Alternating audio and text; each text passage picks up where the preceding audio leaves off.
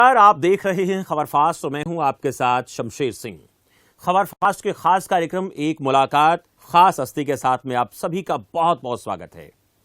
आज हम आपकी मुलाकात एक ऐसी हस्ती के साथ करवाने जा रहे हैं जिन्होंने यूपीएससी एग्जाम को क्लियर किया है, और वो शख्स जो है इस वक्त हमारे साथ स्टूडियो में मौजूद हैं जिन्होंने 5वें अटेम्प्ट में इस एग्जाम को क्लियर किया। हरियाणा के महम क्षेत्र के भराण गांव से आते हैं और उनका नाम है डॉक्टर राजेश मोहन। मोहन जी, बहुत बहुत स्वागत है आपका खबर फास्ट के इस खास कार्यक्रम में। थैंक यू शमशेर जी, मेरे को मौका देने के लिए, आपसे बातचीत करने का। और मैं आपके सभी व्यूअर्स को अपनी तरफ से नमस्कार बोलना चाहूँगा और thank you so much for having me. Doctor साहब, देखिए, आपने यूपीएससी का एग्ज़ाम जो क्लियर किया है वो आसान नहीं होता, उसके लिए बहुत तैयारी करनी पड़ती है, बहुत मेहनत करनी पड़ती है।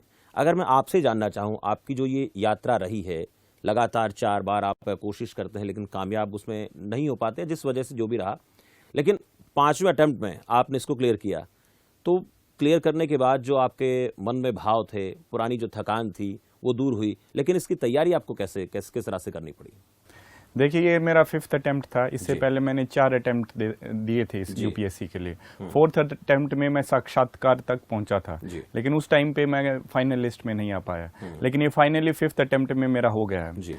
और इस प्रोसेस के दौरान मेरे को एक सीख मिली है कि जैसे अब्राहम लिंकन जी थे, उन्होंने बोला था अगर मेरे को 6 घंटे एक लकड़ी को काटने के लिए दिया जाए तो मैं 4 घंटे उसके ऊपर सोचूंगा और उसकी जो कुल्हाड़ी है उसको धार दूंगा और 2 घंटे में उस लकड़ी को काटूंगा।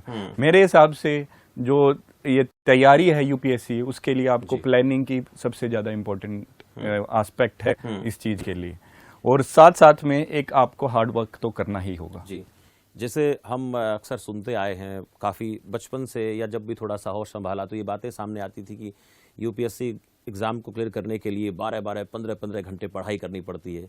तो क्या आपको भी इसी तरीके से तैयारी करनी पड़ी? आपकी प्लानिंग बेहतर थी और तैयारी का जो टाइम था वो आपने कम रखा, रोज़ाना के हिसाब से देखें तो टाइमिंग? देखिए, ये एग्जाम ऐसा है जिसमें हार्ड वर्क के बिना तो काम चलेगा नहीं। तो आपको मिनिमम 7-8 घंटे तो पढ़ने ही पड़ेंगे। स्टार्टिंग में मैंने 3 साल तक जॉब के साथ साथ तैयारी की। जब जॉब के साथ साथ आप तैयारी करते हैं तो 9 to 5 जॉब होती है। उसके बाद आपको जनरली 6 घंटे ही मिल पाते हैं, उससे ज्यादा नहीं दे पाते। हालांकि जो वीकेंड्स होते हैं, संडे को जब छुट्टी होती है, उस वक्त आप ज्यादा दे सकते हो। तो जब स्टार्टिंग में 3 साल तक मैंने जॉब की मेडिकल ऑफिसर की तरह, उस वक्त मैंने 6-6 घंटे हर दिन और वीकेंड्स पे 10 घंटे से ज्यादा जो कवर अप है करने की कोशिश की। और जब जॉब मैंने छोड़ दी 2018 दिसंबर में, उसके बाद मैंने सारा का सारा फुल डिवोशन इसकी तैयारी के ऊपर किया। प्लानिंग के साथ साथ हार्ड वर्क भी है।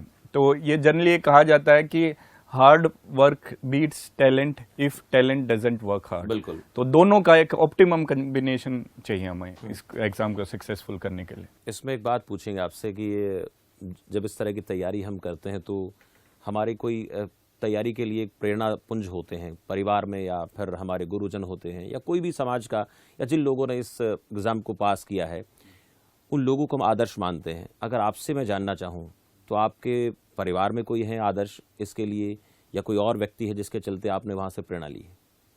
मेरी इस एग्जाम के लिए प्रेरणा पहले तो एक मेरे पिताजी हैं, वो हरियाणा गवर्नमेंट में कार्यरत हैं जी। और स्टार्टिंग उनकी हम्बल बैकग्राउंड से हुई। पहले किसानी करते थे, फिर जॉब स्टार्ट की। उन्होंने मेरे को इसकी पर्सनल प्रेरणा दी, मोटिवेशन दी। इसके साथ साथ जब मैं मेडिकल में था तो उस टाइम पे हमारे एक चीज होती है केस प्रेजेंटेशन। तो एक पीडियाट्रिक यानी बच्चों का केस प्रेजेंट करना था और कुपोषण का केस प्रेजेंट करने का मेरे को एक असाइनमेंट मिली। और उस असाइनमेंट के टाइम पे मैंने सोचा कि अगर हम अपने जो सिटीजन्स हैं उनकी बेसिक नीड्स, बेसिक नेसेसिटीज जैसे खाना पीना, पॉलिसिंग, इनका अगर ध्यान रखें तो इस जो सीरियस प्रॉब्लम है वो आ ही नहीं पाएगी। तो उस वक्त मैंने एक तरह से एक टर्निंग पॉइंट की तरह सोचा उस मोमेंट को। और मैंने फिर सोचा कि मैं एक इस तरह के कैरियर में जाना चाहूंगा जिसमें हम सिटीजन्स की बेसिक नेसेसिटीज के लिए काम कर सकते हैं। ये जो कारण रहे जिसके चलते आप इस तरह बढ़े, लेकिन आपने पहले यूपीपीएससी का एग्जाम क्लियर किया, वहाँ आप वहाँ ज्वाइन करने वाले थे, लेकिन फिर आपके जहन में तो कुछ और चल रहा था, कुछ और आपको करना है। इस दौरान आपको कुछ समय के लिए जो है तिहाड़ जेल में भी सेवाएं देने का मौका मिला, तो ये जो इस दौरान क्लियर होने तक का और इस तक का जो सफर रहा वो कैसा रहा आपका? देखिए, जो तिहाड़ जेल में मैं मेडिकल फील्ड की तरह गया था। जैसे कोरोना की जो महामारी हुई थी तो वो संकट पूरे देश के ऊपर था, और उस टाइम पे आपको ये नहीं सोचना चाहिए आप क्या बनना चाहते हैं। उस टाइम पे आप देश को जरूरत है तो इमीडिएटली आपको अपनी सर्विसेज दे देनी चाहिए। जो सेकेंड वेव के दौरान एकदम से ऑक्सीजन क्राइसिस हुआ तो मैंने उस वक्त डिसाइड किया कि चाहे पढ़ाई निगलेक्ट हो जाए, लेकिन ये एक once in a century crisis है। आपको बिल्कुल भी ऐसा एहसास नहीं हुआ कि अगर मैं यहाँ पर सेवाएं दूंगा तो मेरी जो पढ़ाई बाधित हो जाएगी और मुझे यूपीएससी का एग्जाम क्लियर भी करना है, उसका एग्जाम भी देना है? ये चीज़ आपके जहन में नहीं चल रही थी उस वक्त कि भाई अगर ऐसा वक्त मैंने यहाँ बिताया या मैंने अपने आप को डिवोट किया तो दिक्कत हो सकती है? हाँ, ये एक बैक ऑफ द माइंड में था कि आपकी स्टडीज इम्पैक्ट होंगी इस तरह के प्रोसेस से, लेकिन उस वक्त आपको डिसाइड करना होता है कि आप पढ़ाई की तरफ देखेंगे या फिर पूरे देश की तरफ देखेंगे। तो मैंने उस वक्त डिसीजन लिया कि मैं देश की तरफ देखूंगा, और उस वक्त मैंने डिसाइड किया कि मैं कोविड ड्यूटी दूंगा, और उस जगह पे कोविड ड्यूटी दूंगा जहाँ पे कोई केयर नहीं करता। प्रिजनर्स को हम सोचते हैं कि ये जो neglected part of the society है उसको मानते हैं। तो मैंने भी बहुत अच्छी नहीं मानते इनके बारे में हम हाँ, ये तो है। तो मैंने सोचा कि वो जो सबसे कमजोर तबका है उसके लिए अगर हम अपनी सर्विसेज प्रोवाइड करेंगे तो वो अपने लिए सेल्फ सेटिस्फाइंग भी होगी, और बाद में मैं जैसे जब ये क्राइसिस चला जाएगा तो जितना भी मेरा लेक्यूना हुआ है उसको मैं कवर अप कर। डॉक्टर साहब, आपने एक बड़ी अहम बात कही है कि अपनी पढ़ाई को बीच में छोड़कर समाज की सेवा करना, देश की सेवा करना, ये चीज़ें भी कहीं ना कहीं प्रेरणा का काम करती हैं, हमें मोटिवेट करती हैं। तो कहीं ना कहीं ये चीज़ जब आप दोबारा उस लाइन पर पढ़ाई के लीक पर गए तो वहाँ पीछे से कहीं पुश मिल रहा था आपको कि मैंने देखो इतना अच्छा काम किया, एक पॉजिटिविटी दिमाग में आपके चल रही थी? हाँ, ये एक सेल्फ एक्चुअलाइजेशन, एक आपको संतुष्टि होती है वो काम करने के बाद जो आपको लगती है, और उससे आपको कई सारी सिखाई एक तरह से लेसन्स भी लर्न हुए। जैसे मैंने जो कोविड में ड्यूटी है तो उसमें मैंने देखा कि आपको ना कई बार एक आपको आप काम कर रहे हैं तो आपको हार्श डिसीजन लेने पड़ते हैं। ऑक्सीजन किसको दी जाए, 67% वाले को दी जाए या 80% वाले को? लेकिन उस वक्त आपके जो एथिक्स और मॉरल्स आपको गाइड करते हैं, और ये सेम जो एक्सपीरियंस है वो मेरे को आगे फ्यूचर भी काम आएगा। एग्जाम के टाइम भी एक एथिक्स का पेपर है, उसमें भी काम आया वो एक तरह से। देखिए डॉक्टर साहब की जो बातें दर्शक हमारे सुन रहे हैं, ये वाकई में काबिले तारीफ है कि इन्होंने अपनी यूपीएससी के एग्जाम की तैयारी को लेकर जो पिछले काफी समय से कर रहे थे उसको बीच में छोड़ा, और उसके बाद उन लोगों की सेवा की जो कोरोना काल में प्रभावित हो रहे थे। ये गर्व की बात है, और ऐसी हस्ती आज हमारे साथ हैं, ये हमारे लिए भी गर्व की बात है, और जो लोग सुन रहे हैं उनके लिए भी बहुत फख्र की बात है कि हमारे बीच आज एक ऐसी हस्ती मौजूद है। डॉक्टर साहब, लगातार चर्चा हम कर रहे हैं, डॉक्टरी का पेशा छोड़कर अब आप यूपीएससी क्लियर किया आपने, ये अचानक से बदलाव आया या फिर पहले से मन में था कि हाँ ये तो मुझे करना है, लेकिन इसके साथ साथ ये चीज़ें ज़रूरी हैं क्योंकि हमें अपना करियर भी देखना है। 1% ये मान लेते हैं कि जो हम चाहते हैं वो ना हो, तो उसके साथ साथ कुछ ऐसा रोजगार का साधन भी होना चाहिए। ये कारण था या कोई और वजह थी? इसका स्टार्टिंग में एक स्टोरी है हमारे गांव की, जो स्टोरी मैं आपको आपसे और आपके दर्शकों से वो शेयर करना चाहूँगा।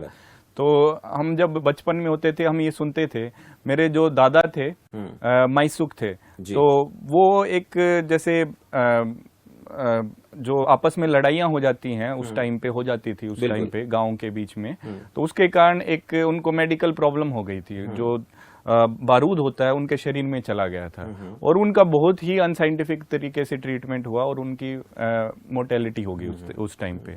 तो उस टाइम से घर में भी था, और मेरे को खुद भी लगता था कि जो मेडिकल सेवाएं हैं उनकी हमारे गांव में बहुत ही ज्यादा कमी है। मेरे गांव में अभी भी अब एक सब सेंटर ही है, पीएचसी नहीं है इस वक्त। तो मैंने डिसाइड किया कि मैं इस तरह एक अपनी जो स्कूलिंग के बाद इस तरह से तैयारी करूंगा कि मैं एमबीबीएस करके एक अपनी सोसाइटी को कुछ गिव बैक कर पाऊं, स्पेशली मेडिकल फील्ड में जिसकी कमी है सोसाइटी के अंदर। तो ये मेरा रीजन था एमबीबीएस के लिए। फिर मेरे को एक तरह से जैसे कुपोषण का एग्जांपल दिया मैंने, उस तरह से लगा, तो मेरे को लगा कि ये इन इटसेल्फ इनसफिशिएंट है।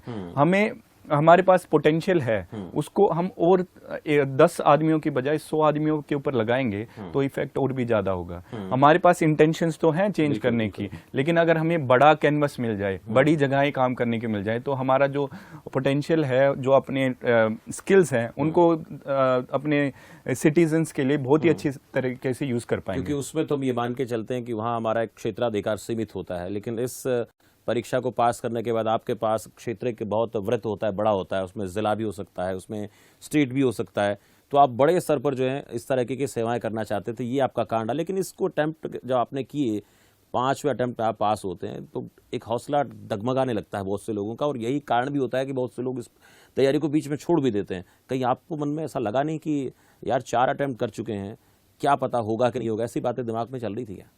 हाँ, इस तरह की जरूर चल रही थी मेरे दिमाग में। और मैं आपको बताना चाहूंगा, इससे पहले मेरा क्या था कि फेलियर्स कम ही मिले हैं मेरे जिंदगी में, क्योंकि मैं बचपन से ही पढ़ाई की तरफ थोड़ा इंटरेस्ट ज्यादा रहा है। मैंने 10th में ट्राई सिटी में टॉप किया था, +2 में एडमिशन के टाइम पे भी मेरा 10th रैंक था।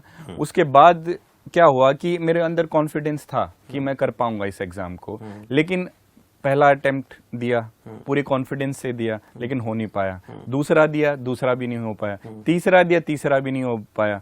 चौथा दिया, इंटरव्यू तक गया और फिर इंटरव्यू रह गया। तो एक तरह से हौसला तो नीचे चला गया था, जो नाडिर है वो पहुंच चुका था।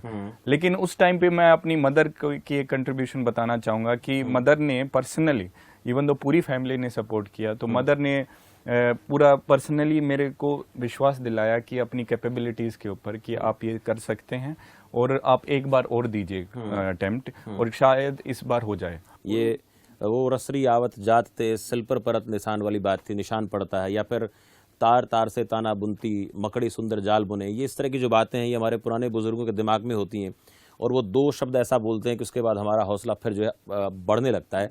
लेकिन आपने साक्षात्कार का जिक्र किया, साक्षात्कार जो होता है उसमें बहुत से ऐसे पता नहीं कैसे सवाल पूछे जाते हैं, और उन सवालों को अपने हिसाब से समझ कर जाना, किस तरह के सवाल पूछे जाएंगे, जवाब क्या होगा।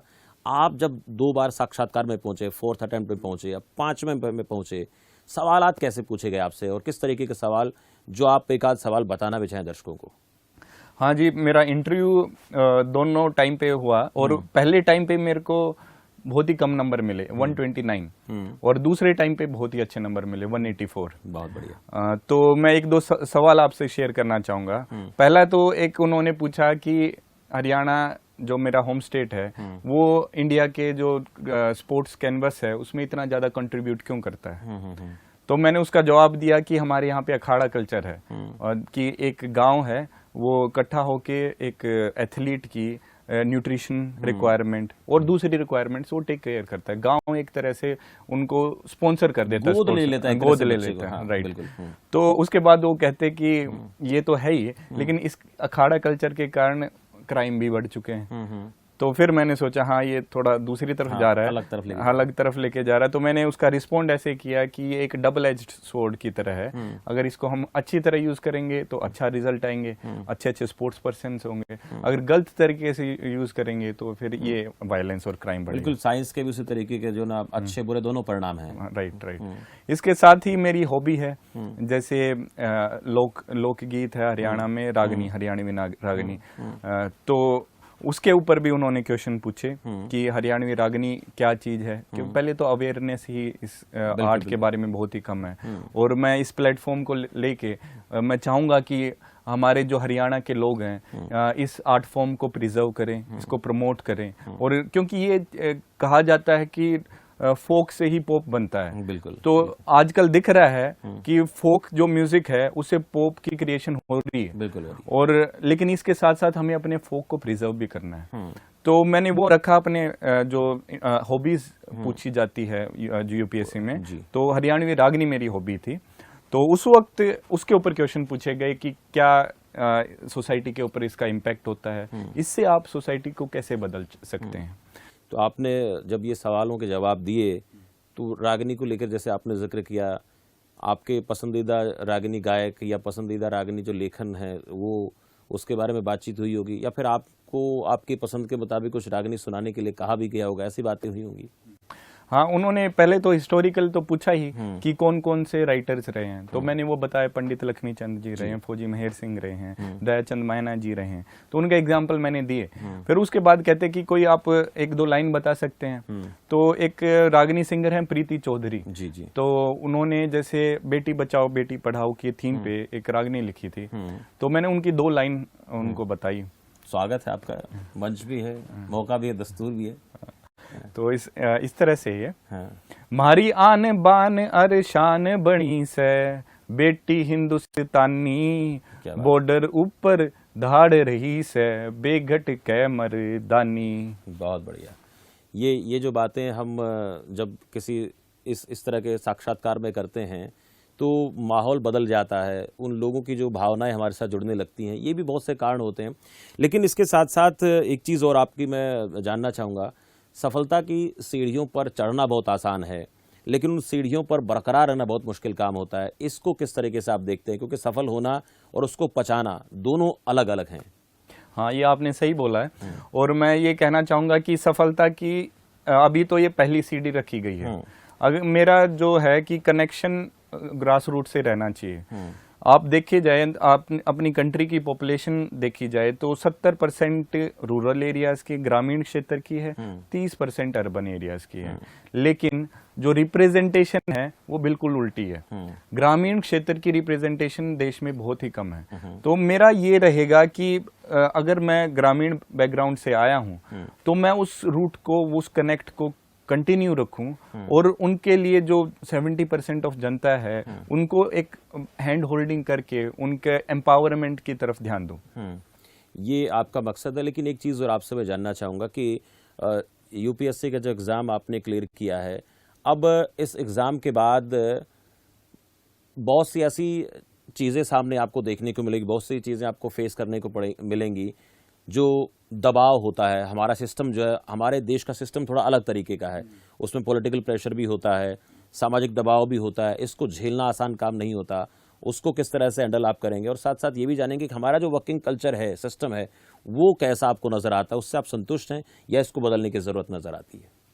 जो प्रेजेंट सिस्टम है अभी क्रिटिसाइज भी किया जाता है, ज्यादा रूल पे बहुत ही ज्यादा फोकस है, और जो इस प्रोसेस में क्या होता है, सारी चीजें डिले हो जाती हैं और एक तरह से ट्रांसपेरेंसी लैक करती है। उसके कारण क्या है कि एक तरह से विशेष साइकिल बन जाता है और जिसमें आम नागरिक उसमें फंस जाता है, ऑफिस में जाता है और चक्कर काटता रहता है। तो मेरे हिसाब से जो सिटीजन सेंट्रिक होना चाहिए हमारा सिस्टम, कि जो हमारे जो नागरिक हैं वो बीच में होने चाहिए और हम सभी उनके सेवक की तरह उनका काम करना चाहिए। तो मैं कोशिश करूंगा कि सिटीजन की जो इम्पोर्टेंस है मेरी वर्किंग कल्चर में रिफ्लेक्ट हो, सिटीजन को पूरा ध्यान दिया जाए, उनसे पूरी तरह से रिस्पेक्टफुली बात की जाए और उनकी जो जो ग्रीवांसेस हैं उनको अच्छे से एड्रेस किया जाए। फ्यूचर प्लान्स की भी बात थोड़ी करेंगे आपसे। भविष्य की कुछ योजनाएं होती हैं, अपना खुद का एक परिवार, पारिवारिक जिम्मेदारियां, ये सब होती हैं, इनको भी साथ साथ निभाना होता है। नौकरी भी सारी साथ साथ में करनी होती है, वो जिम्मेदारियां निभानी होती हैं। सबको साथ लेकर चलना, 24 घंटे काम करना, ये एक चुनौतीपूर्ण रहेगा। इसके लिए प्लानिंग क्या है आपकी? इसके लिए मेरी प्लानिंग ये है कि वर्क लाइफ बैलेंस जरूरी है, लेकिन अगर आप पब्लिक सर्विस में जा रहे हैं तो आपकी जो पब्लिक जो इम्पोर्टेंस है उसको आपको ज़्यादा देना ही पड़ेगा फैमिली से, नहीं तो कहीं ना कहीं आपको कोई ना कोई कॉन्फ्लिक्ट ऑफ इंटरेस्ट पैदा हो ही जाएगा। तो मेरा हमेशा ही, जैसे मैंने अपने पिताजी से सीखा है और वो भी ऐसे ही करते हैं कि जो अपनी पब्लिक इंटरेस्ट है उसको अपने प्राइवेट इंटरेस्ट से हमेशा ही ऊपर रखने की कोशिश की जाए करते हैं, और उसके कारण एक तरह से सोसाइटी में रिस्पेक्ट भी होती है, सोसाइटी के अंदर चेंजेस भी आते हैं और एक तरह से आप चेंज लेके आ सकते हो और वो अच्छा चेंज लेके आ सकते हो सोसाइटी के अंदर। हरियाणा के बहुत कम जो हमारे छात्र थे, ये युवा हैं, वो इसमें बहुत पहले देखते थे कि एक दो लोगों का ही चयन इसमें होता था, लेकिन आजकल हम देख पा रहे हैं कि हम अगर आबादी के हिसाब से देखें, परसेंटेज के हिसाब से देखें, तो हमारा नंबर अच्छा खासा है, आंकड़ा बहुत बढ़िया है। ये बदलाव आप कैसे देख पा रहे हैं? ये सब चेंजेस क्यों आ रहे हैं? क्योंकि पहले उत्तर प्रदेश से, बिहार से या उधर से लोगों का ज़्यादा इसमें होता था, चयन होता था, पर अब हरियाणा के जो युवा हैं उनका पिछले 10-15 सालों से इसमें ज़्यादा रुझान बढ़ रहा है। इसका रीजन मैं ये सोचता हूँ, क्योंकि जब एक आदमी क्रैक कर लेता है तो वो दूसरों को एक रास्ता दिखा देता है कि हाँ ये हमारे एरिया से है, इसने ये वाला प्रोसेस कंप्लीट कर दिया है, ये कर सकता है तो मैं भी कर सकता हूँ। तो जैसे पहले एक एक दो दो आते थे, तो एक एक दो दो से दोनों ने रास्ता दिखाया कि ये वाला रास्ता है, इसको फॉलो करोगे तो आपको मिल जाएगी। और मेरा भी इंटरेस्ट यही है कि जो कंट्रीब्यूशन है और बढ़े, और मैं अपना जो एक्सपीरियंस है वो अपने सेम बैकग्राउंड वाले बच्चों के साथ शेयर कर पाऊं, कि मैं गांव में जाके जो सपने देख रहे हैं युवा कि हम भी सिविल सर्विसेज का एग्जाम क्रैक कर पाएं, उनको एक रास्ता दिखा पाऊं, उनको एक गाइडेंस दे पाऊं, ताकि और भी ज़्यादा अधिक मात्रा में हमारे हरियाणा से, हमारे ग्रामीण एरिया से ज़्यादा कैंडिडेट्स इस एग्जाम में सफल हों और देश को एक तरह से नेशन बिल्डिंग की तरफ लेके जाएं। युवाओं को आप अपनी तरफ से मोटिवेट करेंगे, और मान सम्मान को लेकर जैसे आप बात कर रहे हैं, तो मन से मान सम्मान होना, वहाँ पर हम देखते हैं हरियाणा में पगड़ी पहनाने का कल्चर है, माला पहनाने का, कई जगह तो हम देखते हैं कि तोल भी देते हैं किसी भी, मतलब ये जो चीज़ है इससे कितना हौसला मिलता है, और ये जो हमारी थकान है पिछले 5-7 सालों की वो क्या उतर जाती है। लेकिन एक साथ ये भी एक चैलेंज भी होता है, एक जिम्मेदारी और बढ़ जाती है कि हम देखिए समाज के उस हिस्से से आते हैं जहाँ पर हमारे लिए कितना लोग कर रहे हैं, लेकिन हमें इसको बहुत कुछ देना है।